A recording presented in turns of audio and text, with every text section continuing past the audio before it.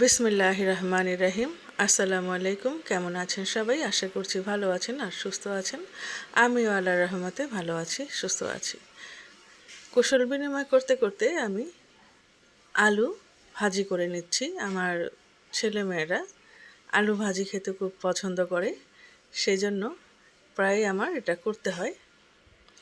তো এই আলু ভাজিটাতে আবার আমি সামান্য একটু হলুদ দিয়ে নিয়েছি।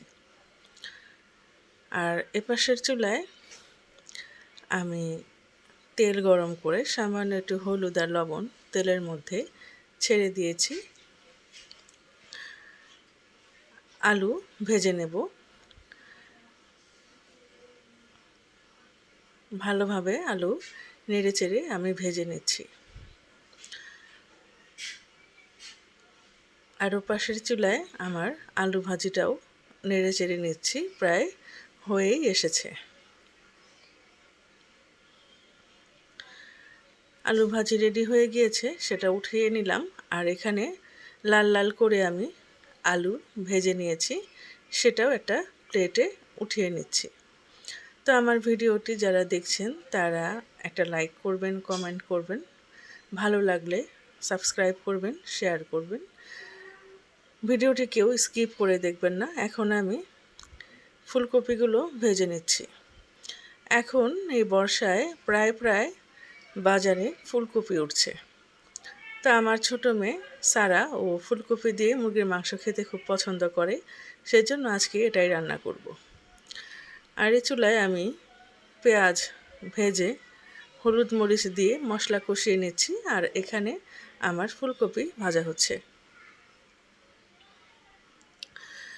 মশলা কষানো হয়ে গেলে এখানে আমি সবজি দিয়ে নেব। এখানে আমি করব শুটকি দিয়ে আলু বেগুন চচ্চড়ি।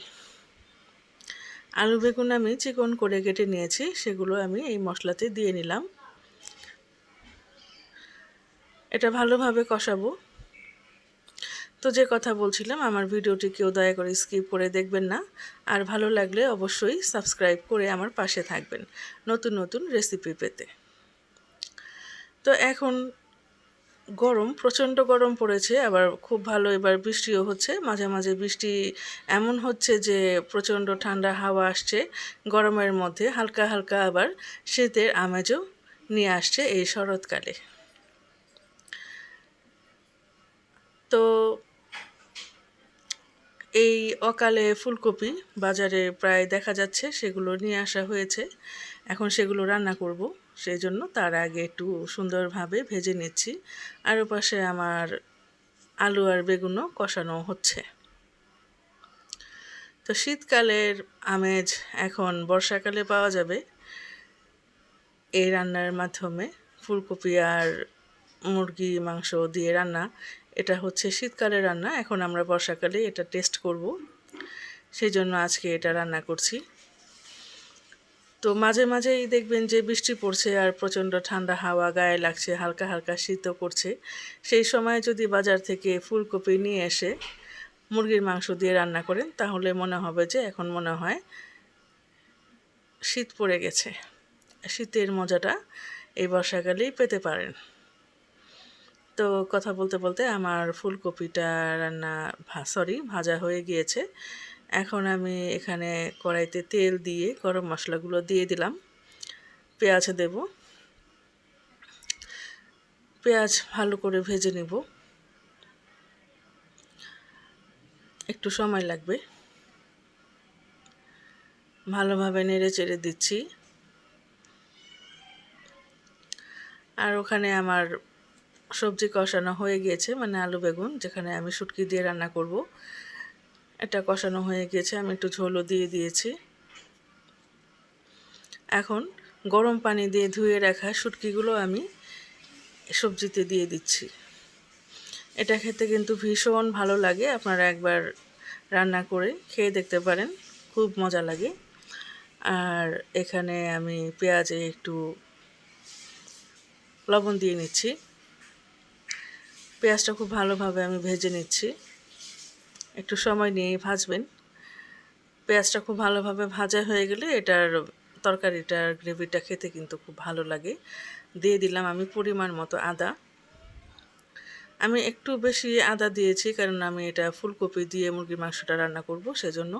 আর দিয়ে দিলাম আমি এখানে জিরার গুঁড়া। আর আমার কাছে হাতে তৈরি মানে বাসায় তৈরি করা একটা স্পেশাল মশলা আছে, সেটা একটু দিয়ে দিলাম। এখন আমি এটাকে ভালোভাবে কষিয়ে নেব। তো আপনারা কে কী রেসিপি দেখতে চান একটু কমেন্ট করে জানাবেন প্লিজ। আপনাদের কমেন্ট, লাইক, শেয়ার এগুলো আর একটা নতুন ভিডিও রেডি করার জন্য আমাদেরকে উৎসাহ দেয়। দিয়ে দিলাম মরিচের গুঁড়া, হলুদের গুঁড়া,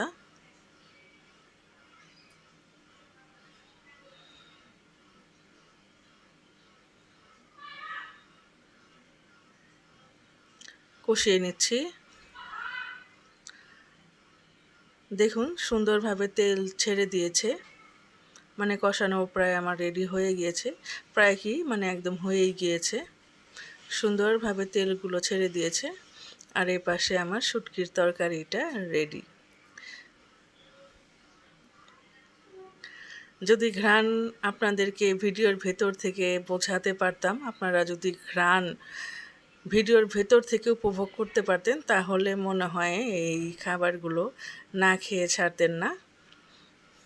এত সুন্দর স্মেল এই শুটকির তরকারি থেকে আসছে আর এই মুরগির মশলা থেকে আসতেছে। আপনারা আমার এই রেসিপিটা ফলো করে যদি মুরগির মাংসটা রান্না করেন আর ওই শুটকির তরকারি রান্না করেন, তাহলে খেয়ে অবশ্যই আপনাদের ভালো লাগবে। খুব সিম্পল রেসিপি, খুব জটিলতার কিছু নাই, ঘরোয়া পদ্ধতিতে রান্না করা।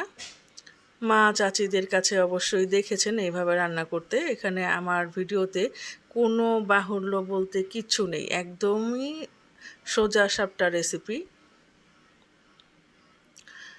কষানো হয়ে যাওয়ার পরে এখন আমি আলুগুলো দিয়ে নিলাম।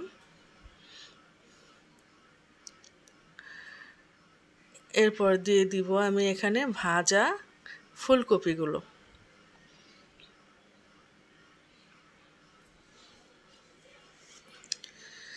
কিছুক্ষণ ঢেকে রান্না করার পরে এখন ফুলকপিগুলো দিয়ে নেব।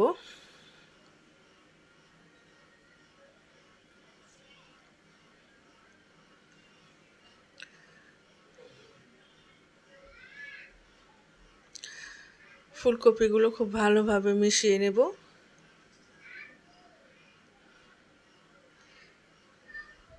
যেহেতু খুব সুন্দরভাবে ভাজা আছে, বেশি সময় নিয়ে কষানোর কোনো প্রয়োজন নাই। এখন একটু এখানে পরিমাণ মতো ঝোল দিলেই হয়ে যাবে রান্না। গরম পানি দিলাম। আপনারাও চেষ্টা করবেন রান্নার সময় গরম পানিটা ব্যবহার করতে। পরিমাণ মতো বুঝে পানি দিয়ে নেবেন, আপনারা যেরকম ঝোল খাবেন। আমি আরেকটু পানি ব্যবহার করব এখানে, কারণ আমার বাচ্চারা একটু ঝোল ঝোল খায়। এই যে ফুটে উঠেছে খুব সুন্দরভাবে, এটা রান্না হয়ে গিয়েছে। গরম ভাতের সাথে এই ফুলকপির তরকারিটা হলে আর কোনো কিছুই লাগে না। আমার বাচ্চাগুলো তো খুব ভালোভাবেই এই তরকারি দিয়ে ভাত খেয়ে ফেলে, একদম পেট ভরে ওরা ভাত খায়। আপনার বাচ্চারাও অবশ্যই খাবে যদি এইভাবে এই রেসিপি ফলো করে রান্না করেন। তো দেখা হচ্ছে পরবর্তীতে নতুন কোনো ভিডিও নিয়ে। ততক্ষণের জন্য খোদা হাফেজ।